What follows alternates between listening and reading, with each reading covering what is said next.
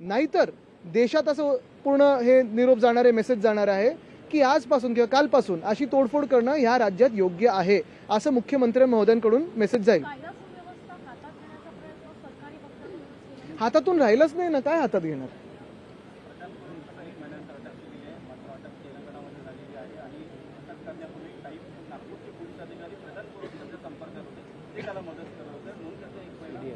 हे सगळं आता चौकशीतून कळलं पाहिजे. कोर्टाने आता ह्याच्यात पुढाकार घेऊन मग कोणाचं सीडीआर असेल, अजून काय काय असेल, हे सगळं बाहेर आलं पाहिजे.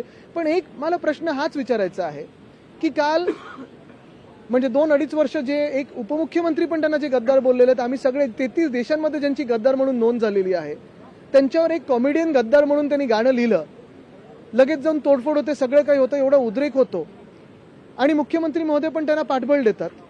दुसऱ्या बाजूला कोश्यारी असतील, कोरटकर असतील, सोलापूरकर असतील, ह्यांनी छत्रपती शिवाजी महाराज असतील, महात्मा फुले असतील, सावित्रीबाई फुले असतील, ह्यांच्याबद्दल अपमानजनक शब्द वापरल्यानंतर आणि असे विचार देखील त्यांच्या मनात आल्यानंतर कुठेही भाजपकडून किंवा ह्या बाकीच्या टोळ्यांकडून उद्रेक होत नाही, हे आश्चर्यचकित करण्यासारखी गोष्ट आहे, हैराण करण्याची गोष्ट आहे.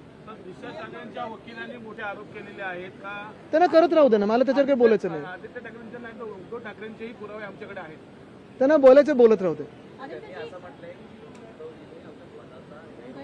बघा, मी पहिलंच बोललो त्यांना, जे बोलायचं ते बोलू दे.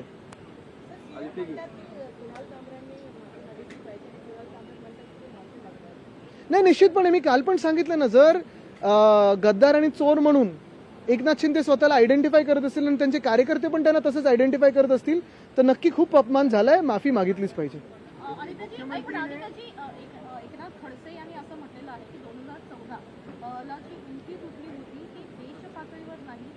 राज्य पातळीवर हो, बरोबर आहे ना, कारण त्याच्यानंतर आम्ही त्याच्या आधी पण केंद्रात होतो, पण युती तोडली कोणी हे काल स्पष्ट झालेलं आहे.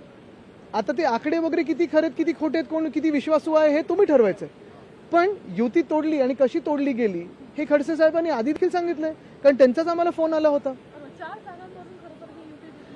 4 जागा 1 जागा फायनली युती तोडण्याचं कोणाच्या मनात होतं हे पण आपल्याला माहिती आहे. आणि त्यावेळी उद्धव साहेबांनी पण त्यांना विचारलं होतं की अजून एक दिवस आहे, बसून चर्चा करू शकतो. केवढे दिलदार होते हो त्यावेळी, किती दिलदार लोक आहेत, हे मोठ्या मनाचे लोक आहेत. हे हात याच्यावर तुम्ही तरी विश्वास ठेवता का? बघा, तुम्ही हसताय. बघा,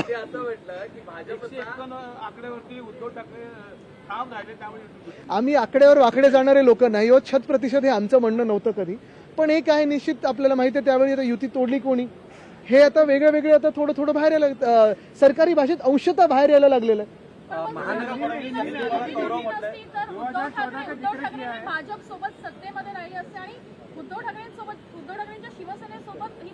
बघा, एक महत्वाचं याच्यात, आता जर तर काय झालं असतं, काय होईल ह्याच्यात जाण्यात काही अर्थ नाहीये. आत्ताची जी परिस्थिती आहे महाराष्ट्राची त्याच्यावर बोलूया आपण. आजची जी परिस्थिती, आणि हे परत तुम्हाला सांगतो, हे जसं औरंगजेब वगैरे होतं ना, तसं हे अजून एक डिस्ट्रॅक्शन आहे की 2014ला काय झालं. नशिबाने आता ते 10 वर्षाच्या अंतरावर आले, जे 400 वर्षाच्या अंतरावर होते.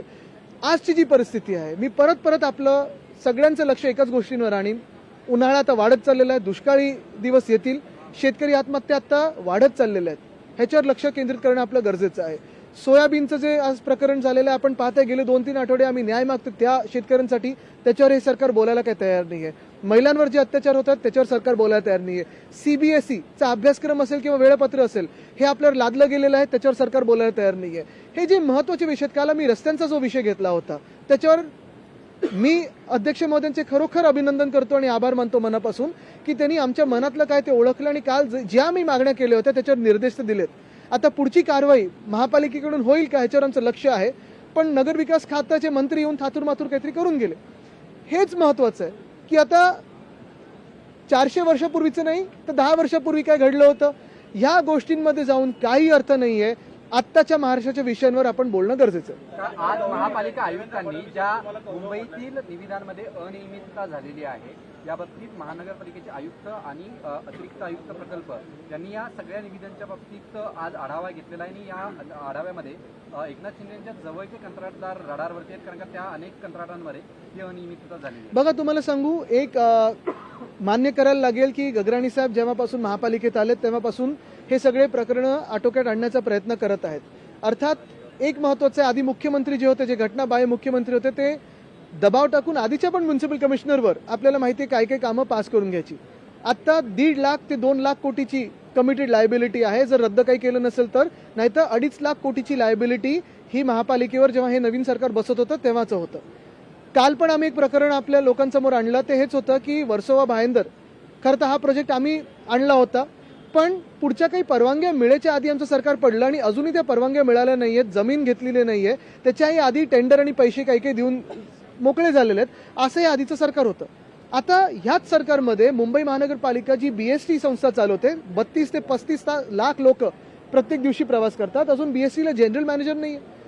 आणि हेच मी सांगतोय ना की उधळपट्टी जी चालली, एका बाजूला आपण पाहतोय लाडके बहिणींचा विषय असेल, शेतकऱ्यांचा कर्जमाफीचा विषय असेल, हे न घेता उधळपट्टी लाडक्या कॉन्ट्रॅक्टर्सवर चाललेली आहे. मी आभार मानीन जर म्युन्सिपल कमिशनरनी ही बैठक घेतली असेल तर, आणि खरोखर आकडे जे आहेत ते लोकांसमोर आले पाहिजे. आदित्य, जे विद्यमान खासदारांच्या वेतनामध्ये 24% वाढ केली आहे, त्याचबरोबर जे निवृत्त आहे सदस्य त्यांच्या सुद्धा वेतनामध्ये 24% वाढ करण्यात आली आहे. कसं पाहतं म्हणजे चांगलीच गोष्ट आहे, पण जे बेरोजगार युवा आहेत, जे तरुणी आहेत, त्यांना कधीतरी नोकरी आणि असे पगार मिळणं गरजेचं आहे. लोकशाही मराठी ऐका, पहा, जागरूक रहा.